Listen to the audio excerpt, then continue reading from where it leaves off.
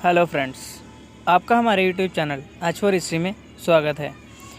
जैसा कि आप जानते हैं कि हमारे चैनल पर हिस्टोरियोग्राफी की एक पूरी सीरीज चल रही है और इस वीडियो में हम बात करेंगे प्राचीन भारतीय इतिहास लेखन के बारे में। और प्राचीन भारतीय इतिहास लेखन के बारे में एक और वीडियो आएगी जिससे प्राचीन भारतीय इतिहास लेखन की परंपरा के बारे में हमारा जो टॉपिक है वह कवर हो जाएगा। अगर आप हमारे चैनल पर नए हैं या यह वीडियो पहली बार देख रहे हैं और अगर आपको यह वीडियो अच्छी लगे तो सब्सक्राइब करके बेल का आइकन दबाना ना भूलें और लाइक ज़रूर करें अगर आपको वीडियो अच्छी लगे तो। इससे हमको हौसला मिलता है क्योंकि वीडियो बनाने में बहुत मेहनत लगती है और आपका एक लाइक हमारे उत्साह को बढ़ाता है। ज़्यादा समय न लेते हुए चलिए आज की वीडियो शुरू करते हैं और देखते हैं प्राचीन भारतीय इतिहास लेखन की परंपरा।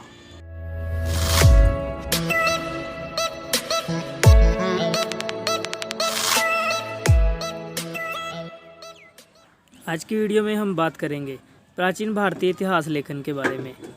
बहुत से इतिहासकारों तथा यात्रियों का मानना है कि भारतीय इतिहास लिखना नहीं जानते थे।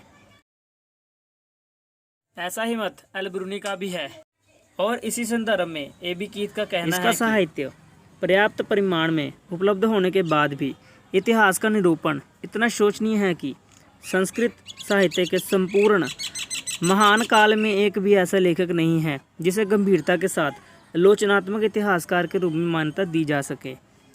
लेकिन इसका अर्थ यह नहीं है कि भारत में कुछ लिखा ही नहीं गया। पूरे भारतीय उपमहाद्वीप में 1200 ईस्वी तक संस्कृत, पाली, तमिल, ब्राह्मणवादी पुराणों, बौद्ध, जैन, पाली ग्रंथ आदि भाषाओं में अनेक ग्रंथ और सामग्रियों का बहुत विशाल भंडार मिलते हैं जिनका वर्णन ह्वेसांग और अल-बिरूनी ने भी किया है। लेखन शैली के कारण इन्हें इतिहास की श्रेणी में नहीं रखा जाता। इसी कारण बहुत से विचारक यह मानते हैं कि भारतीयों में इतिहास बोध की कमी थी। लेकिन कल्हण की राजतरंगिणी में वह सारे गुण मौजूद हैं जिससे हम इतिहास की श्रेणी में रख सकते हैं। इसी के आधार पर कल्हण को भारत का प्रथम इतिहासकार इतिहास विरोधी धारणाएं। जैसा कि हम जानते हैं कि भारत में पुराण आदि लिखे गए, लेकिन जो भी लिखा गया उसे इतिहास की श्रेणी में नहीं रखा जाता। इसके बारे में बहुत सी धारणाएं प्रचलित हैं जो कि इतिहास विरोधी हैं। विंसेंट स्मिथ का कथन है कि अधिकांश संस्कृत कृतियों की रचना ब्राह्मणों ने की थी जिनके भीतर इतिहास लिखने के प्रति कोई रुचि नहीं थी। उनकी रुचि अन्य कार्यों में थी। जिन कारकों ने प्राचीन भारतीयों के बीच सही अर्थों में ऐतिहासिक चेतना के विकास को विरुद्ध किया वह धर्म और दर्शन में निहित थे जो बहुधा एक दूसरे से अविच्छिन्न रूप से संबंध दिखाई देते हैं। जिन्होंने जीवन के प्रति उनके आधारभूत दृष्टिकोण, उनकी मानसिकता और उनके लोकाचार को गहराई से प्रभावित किया। इस प्रकार के कारकों में कीथ महोदय ने कर्म और पुनर्जागरण के सिद्धांतों और सर्वशक्तिमान नियति के विद्वान का उल्लेख किया है और भारतीय चिंतन तथा आस्था की 3 प्रमुख प्रणालियों जिसमें हिंदू, बौद्ध, जैन धर्मों ने उनकी पालना की। और हम देखते हैं कि कीथ महोदय का मानना है कि भारतीय दर्शन में एक ऐसी इतिहास विरोधी धारणा देखने को मिलती है जो विश्व में प्रगति की संभावना के प्रति अस्वीकार का भाव है दिया गया है। उनके अनुसार अलग अलग कालों में सब कुछ चक्रीय क्रम में एक ही प्रकार से विश्व के सृजन और विनाश के रूप में होता है। भारतीय इतिहास परंपरा का आरंभ हम देखते हैं कि प्राचीन भारत के लोगों में अतीत के प्रति एक जीवंत चेतना थी। इसका पता हमें इस बात से लगता है कि भारत में इतिहास की एक वाचिका या मौखिक परंपरा जैसे कि गाथा और नृशंसी जिसे भी प्राय है वीरों के गुणगान तथा प्रसिद्ध लोगों की प्रशस्तियाँ। यह हमें प्राय देखने को मिलता है कि प्राचीन भारत में जो कोर्ट हिस्टोरियन थे या कवि थे वह अपने राजाओं की प्रशंसा में बहुत सी चीज़ें या बहुत सी लेखन प्रक्रियाएं करते थे। और हम देखते हैं कि उससे पहले भी मौखिक परंपरा बहुत प्रचलित थी जिसके अनुसार गाकर बोलकर कहानियों के माध्यम से पुरानी बातों अर्थात इतिहास को आगे की पीढ़ियों तक पहुंचाया जाता था। और हम देखते हैं कि ऋग्वेद काल में ही एक अस्पष्ट और अव्यवस्थित रूप में अस्तित्व में थी यह मौखिक परंपरा। और इसके बाद उत्तर वैदिक काल में आर्ध ऐतिहासिक रचनाओं के आख्यान, इतिवृत्त वंश और वंशानुचरित, पुराण, इतिहास जैसे अन्य रूपों की भी आविर्भाव हुआ था। इतिवृत्त, जिसका अर्थ होता है घटना, और पूर्ववर्ती काल के मनुष्यों तथा वस्तुओं का पारंपरिक विवरण है। वंश या शासकों की वंशावलियाँ, पुरोहितों के वंश वृक्ष प्राचीन जनश्रुतियों की एक और कोटि है। इन्हीं के आधार पर बाद में पुराणों के राजनीतिक अंशों की रचना हुई। दंत कथा, मिथक और इतिहास के इस भ्रामक संग्रह को धर्मतंत्री तथा मिथकीय दोनों प्रकार के इतिहास कहा जा सकता है, जिसमें तथ्यों पर ज़्यादा ध्यान नहीं दिया जाता था। सूत या मगध, यह शब्दावली प्राचीन भारतीय इतिहास लेखन में हमें प्राय देखने को मिलती है।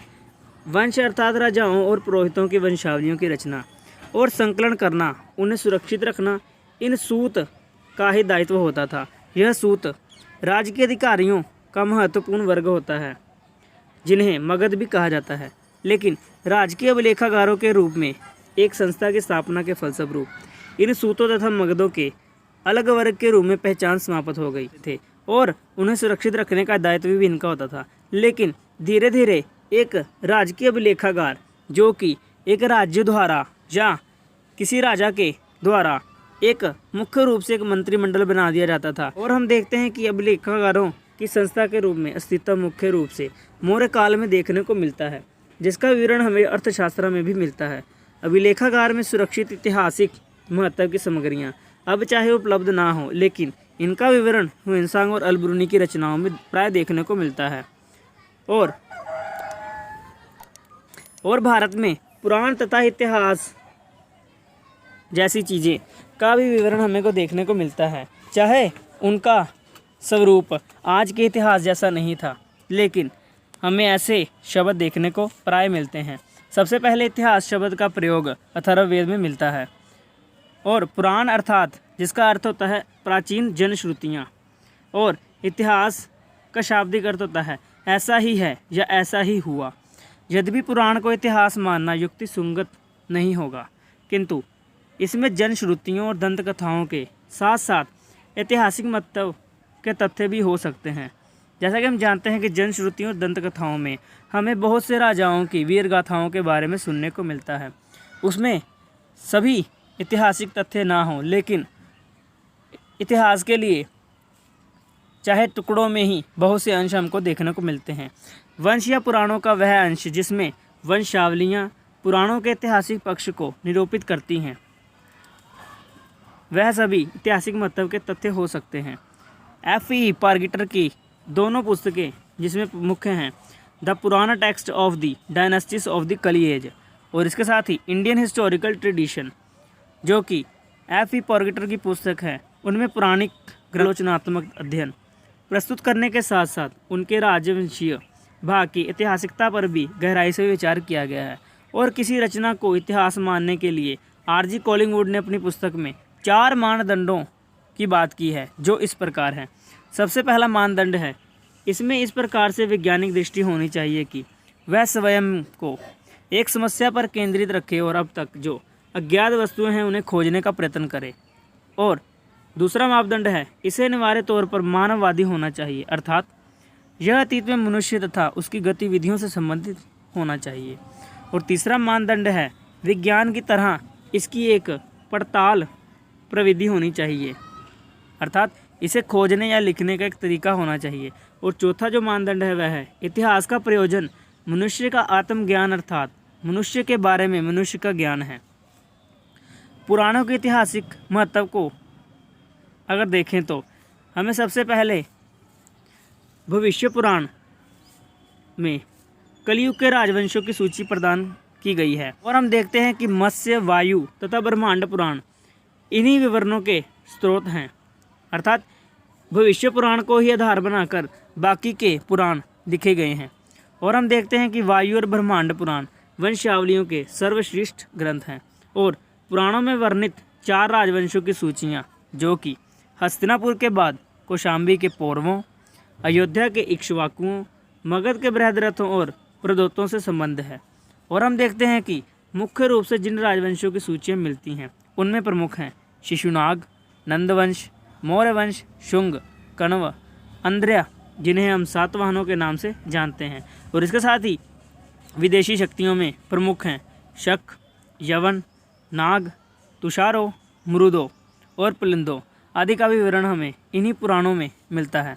और हम देखते हैं कि पुराण निश्चित रूप से प्राचीन भारत के सांस्कृतिक इतिहास से संबंधित होते हैं और हमें बहुमूल्य जानकारियाँ प्रदान करते हैं। अगर हम प्राचीन भारतीय इतिहास लेखन की विशेषता की बात करें तो सबसे पहले हम देखते हैं कि इतिहास बोध और विभिन्न घटनाओं का कालक्रम के अनुसार व्यवस्थित करने की प्रवृत्ति का लगभग पूर्णतः अभाव रहा है। प्राचीन भारतीय इतिहास लेखन में जीवन को नकारने का दर्शन हमें इसमें देखने को मिलता है। और वी.एस. पाठक के अनुसार आरंभिक मध्यकाल के ऐतिहासिक वृत्तांतों में वर्णित घटनाओं का क्रम विषय वस्तु के ऐतिहासिक विकास की बजाय तर्काधारित विकास को दर्शाता है। और उनका मानना है कि यह तर्काधारित विकास 5 चरणों में दिखाई देता है। यह 5 चरण हैं: प्रारंभ, प्रयत्न, प्राप्त्यशा या सफलता की आशा, या नेताप्त या उपलब्धि की निश्चितता, और अंत में फलागन या उपलब्धि। पाठक जी ने बाणभट्ट के हर्षचित में इन सभी चरणों के विकास को रेखांकित किया है। और इसके साथ ही कुछ विचारक मानते हैं कि भारत में इतिहास लेखन अत्यंत लाभान्वित होता यदि आख्यान, जो कि ऐतिहासिक वृत्तांत हैं, और इतिवृत्त, जो ऐतिहासिक घटनाएं हैं, विशेष रूप से इतिहास वस्तुतः ऐसा ही हुआ था जैसे पदों की अतीत की मानवीय क्रियाओं के संदर्भ में अक्षराश और दूरदर्शितापूर्ण ढंग से प्रयोग किया जाता, लेकिन ऐसा हुआ ही नहीं। और हम देखते हैं कि भारतीय साहित्य की पुराण तथा इतिहास की 2 विधाओं ने जो भी निरूपित किया या चित्रित किया वह अतीत के पुरुषों नारियों के वास्तविक जीवन से नहीं बल्कि जीवन आदर्शों से संबंध था, जिन्हें सबके लिए अनुकरणीय या अनुसरणीय माना गया, क्योंकि उनका उद्देश्य दृष्टांतों और प्रेरक गाथाओं द्वारा नैतिक शिक्षा प्रदान करना था। अगली जो विशेषता हम देखते हैं वह है वंशीय पुराणों का वह अंश जिसमें वंशावलियाँ हैं पुराण के ऐतिहासिक पक्ष को ही निरूपित करती हैं। यत्र तत्र परिवर्तनों और दोषपूर्ण पाठनों के कारण गलत वक्तव्यों, नामों, सुख्याओं में त्रुटियों के अनेक उदाहरण मिलते हैं, जिससे भारतीय ऐतिहासिक ग्रंथों की ऐतिहासिकता संदिग्ध प्रतीत होने लगती है। और हम देखते हैं कि सूत परंपरा से मुक्त होने के बाद वंश विद्या या वंशावलियाँ अर्थ ऐतिहासिक साहित्य के एक विशाल भंडार के रूप में विकसित होने लगी थी। और ऐतिहासिक परंपरा को सुरक्षित रखने तथा उनके देखभाल करने के कार्य जिन वेतनभोगी अधिकारियों, कवियों और राजदरबारियों को सौंपा गया था, उन्होंने राजाओं की जीवनियाँ लिखी जो राजसत्ता के महिमा मंडन, शौर्य, वीरता तथा निष्ठा के अभिनव सामाजिक मूल्यों के प्रचार प्रसार का माध्यम बन गए। लेकिन राजाओं की चटुकारता इसमें साफ साफ देखने को मिलती है। रोमिला थापर के अनुसार इतिहास पुराण को अतीत का केवल कपोकल्पित चित्रण कहकर अस्वीकार कर देने की बजाय यदि उसे राज्य रूपी संस्था के निर्माण के भिन्न भिन्न चरणों अर्थात एक कालिक या वंशाधारित समाज से राज्य प्रणाली की ओर संक्रमण से जोड़कर देखा जाए तो इसका एक सशक्त ऐतिहासिक आधार की झलक मिल सकती है। और नैतिक उत्थान की व्याग्रताओं में प्राचीन भारतीय इतिहास लेखन ने युक्तिपरकता की ओर उपेक्षा की और स्वयं को धर्म तथा पौराणिक परंपराओं से संबंध कर लिया।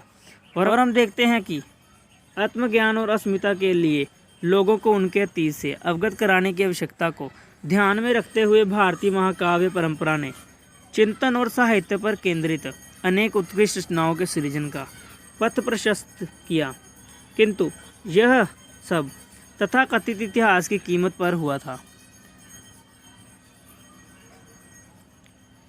जैसा कि हम जानते हैं कि यूनानी शब्द हिस्टोरिया मनुष्य के आत्मज्ञान के लिए उसके अतीत की पड़ताल के रूप में जिस धारणा को इंगित करता है वह प्राचीन भारतीय मस्तिष्क में कभी उत्पन्न ही नहीं हुई।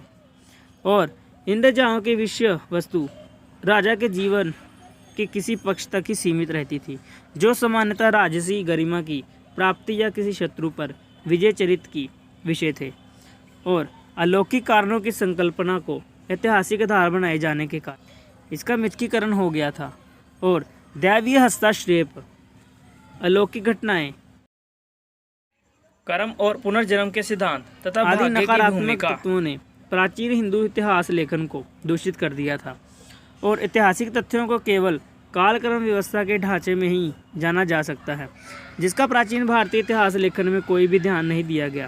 कीथ महोदय का कहना है कि भारतीयों की अपेक्षापूर्ण दृष्टिकोण के लिए उनका दर्शन ही जिम्मेदार था, जिन्होंने काल की संकल्पना को बहुत कम महत्व दिया था। और हम देखते हैं कि उन्होंने धार्मिक तथा पौराणिक मॉडलों का आधार बनाकर समकालीन इतिहास को चित्रित किया था। और हमें यह देखने को भी मिलता है कि व्यक्ति को ही नहीं बल्कि मुद्दों और घटनाओं को भी काल विहीन और अनैतिहासिक ढंग से निरूपित किया गया था। निष्कर्ष के तौर पर यह कहना बहुत ही आवश्यक है कि प्राचीन भारतीय इतिहास लेखन ने सही अर्थों में इतिहास लेखन की दिशा में कोई प्रगति नहीं की। इसीलिए बहुत से लेखक और यात्री यह विचार प्रकट करते हैं कि भारत में इतिहास लेखन की परंपरा ही नहीं रही है। आज की वीडियो में बस इतना ही। नेक्स्ट वीडियो में हम बात करेंगे प्राचीन भारत के प्रमुख रचनाओं और प्रमुख रचनाकारों के बारे में। अगर आपको यह वीडियो अच्छी लगी हो तो वीडियो को लाइक शेयर करना ना भूलें। वीडियो देखने के लिए धन्यवाद।